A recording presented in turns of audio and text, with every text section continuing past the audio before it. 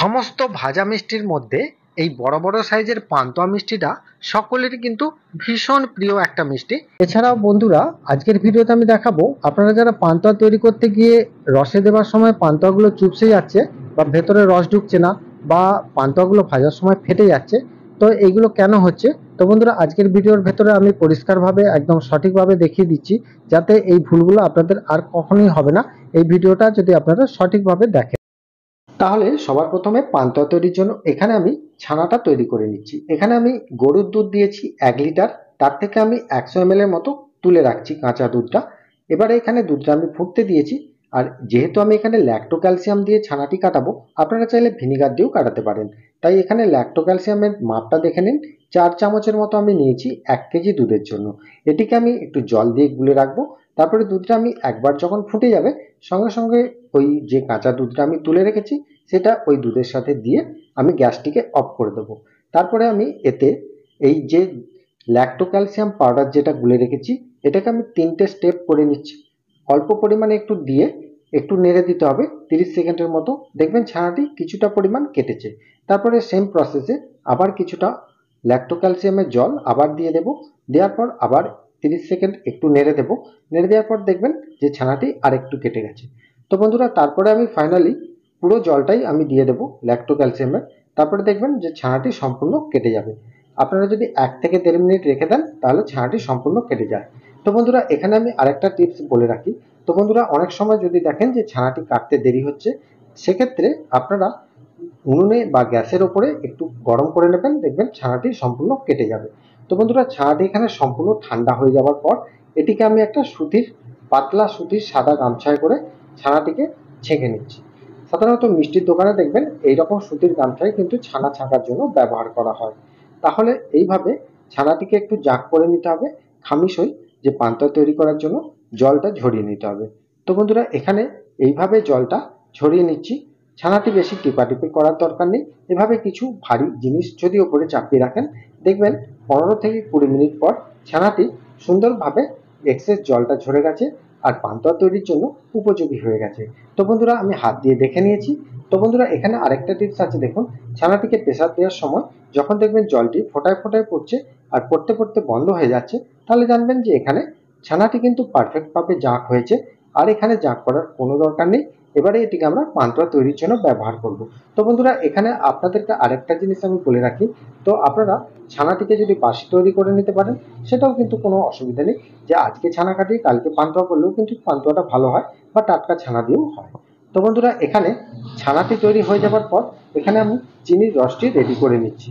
তো চিনির রসটি রেডি করার জন্য কড়াতে আমি দিয়েছি 1 কেজির মতো চিনি, আর তার সাথে আমি দিয়েছি 700 থেকে 800 গ্রামের মতো জল। তো বন্ধুরা, এইভাবে আপনারা করবেন। দিয়ে এতে আমি অল্প পরিমাণে একটু দুধ, বা লিকুইড দুধও হতে পারে বা পাউডার দুধও হতে পারে, দিয়েছি। দেওয়ার পর আমি চিনিটিকে গলিয়ে নিয়েছি। গলিয়ে নিয়ে চিনিটিকে লো টু মিডিয়াম ভাবে ফুটতে দেব। আর ফুটতে দেওয়ার পরেই দেখবেন যে দুধ দেওয়ার কারণে চিনির ওপর থেকে, রসের ওপর থেকে একটা ফেনার আকারে সৃষ্টি হচ্ছে। তো বন্ধুরা, এই ফেনাটিকে বলা হয় যে চিনির রসের গাদ। চিনির ভেতরে যে সমস্ত ময়লা পদার্থগুলো থাকে, এই গাদ হিসাবে এগুলো বেরিয়ে আসে। তো বন্ধুরা, এবারে এই রসটি রেডি হয়ে যাওয়ার পর এটিতে আমি এক্সট্রা ফ্লেভারের জন্য ছোট এলাচ 2 থেকে 4টে মুখটা একটু ছাড়িয়ে নিয়ে দিয়ে দিয়েছি। তারপরে আমি রসটিকে নামিয়ে নেব। এবার আমি একটা জায়গার মধ্যে কাটিয়ে নিচ্ছি, যেহেতু আমি কড়াটিতে করে পান্তুয়াগুলো ভেজে নেব। রসটা তৈরি করে রেখে দেওয়ার পর এবারে যে ছানাটি কাটিয়েছি, 1 কেজি দুধে আমার 200 গ্রাম ছানা হয়েছে। সেই ছানাটিকে নিয়েছি, তাতে আমি দিয়ে দিচ্ছি 2 চামচের মতো চিনি, আর দিয়ে দিচ্ছি 1 চামচের মতো সুজি। তারপর দিয়ে দেবো অল্প পরিমাণে এই ফ্লেভার আনার জন্য জায়ফলের গুঁড়ো অথবা বড় এলাচের গুঁড়ো। এবারে আমি এতে অল্প পরিমাণে একটু খোয়া ক্ষীর দেবো। খোয়া ক্ষীরটা সাধারণত 15 গ্রামের মতো দিলেই হবে। এটিকে একটু ভালো করে চেলে গুঁড়ো করে তারপরেই আমি ছানার ভেতরে দেবো। দিয়ে আমি ভালো করে মিশিয়ে নেওয়ার পর এতে আমি দিয়ে দেব ময়দা। ময়দা কতটা দিতে হবে? 60 গ্রাম থেকে 70 গ্রামের মতো। এই সমস্ত উপকরণগুলো দিয়ে দেওয়ার পর এটিকে ভালো করে মেখে নিতে হবে। অল্প অল্প করে জল দিয়ে মিডিয়াম আকারের মেখে নিতে হবে, খুব শক্তও নয় আর খুব নরমও নয়। এবার এটিকে আমি 15 মিনিট রেস্টে রেখে দিচ্ছি, কারণ রেস্টে রেখে দেওয়ার ফলে যে চিনিটা আমি দিয়েছি সেটাও সুন্দরভাবে গলে যাবে। এবারে এখানে সব থেকে গুরুত্বপূর্ণ জিনিস, খাবার সোডা, যেটাকে সোডিয়াম বাইকার্বনেট বলা হয়। এখানে খাবার সোডা সাধারণত আমি 2 গ্রামের মতো ব্যবহার করছি। 2 গ্রামের মতো দিলেই কিন্তু 200 গ্রাম ছানার জন্য পারফেক্টভাবে কিন্তু সোডাটা ঠিকঠাক থাকবে।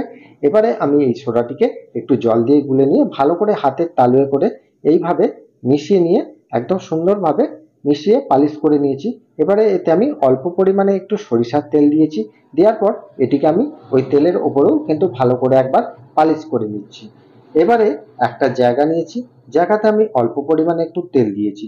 দেওয়ার পর এই ছানার ডোটি থেকে আমি ছানার গুচিগুলো তৈরি করে নিচ্ছি। এখানে আমি বড় সাইজের পান্তুয়া তৈরি করব, তাই এখানে বড় বড় সাইজের একটু গুচি তৈরি করছি।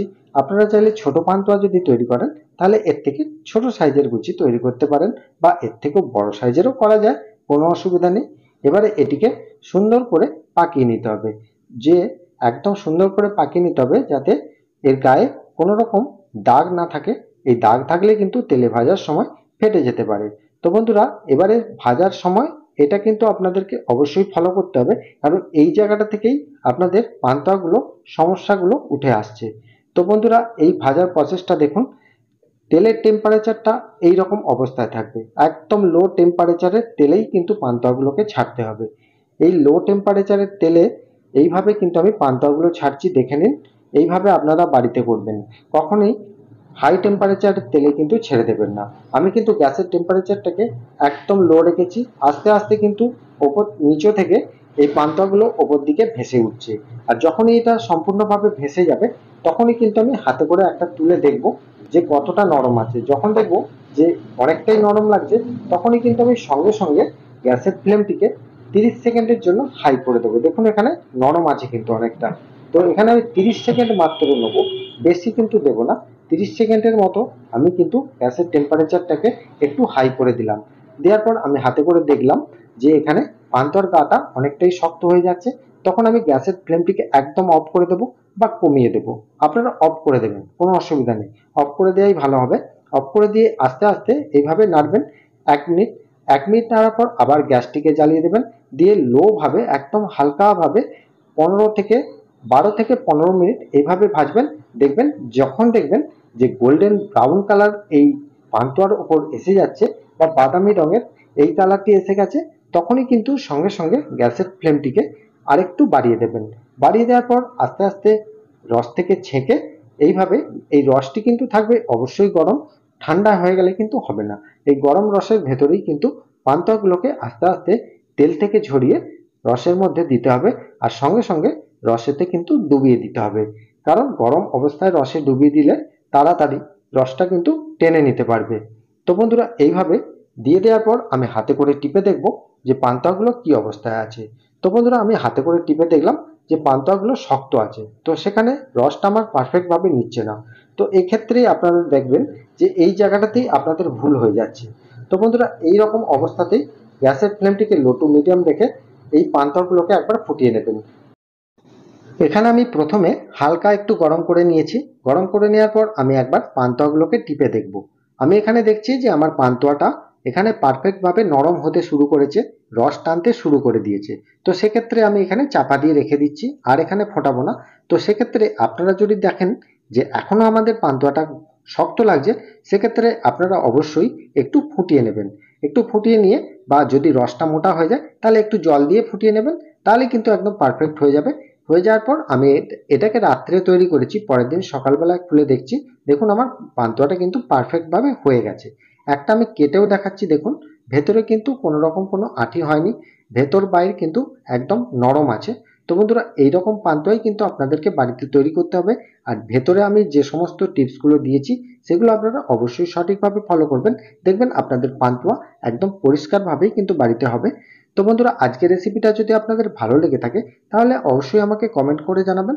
আর চ্যানেলে যারা নতুন দেখছেন তারা অবশ্যই একটা সাবস্ক্রাইব করে পাশের বেল আইকনটা ক্লিক করে দিয়ে যাবেন। দেখা হবে আবার অন্য কোনো মিষ্টি রেসিপি নিয়ে। ভালো থাকবেন, সুস্থ থাকবেন, নমস্কার।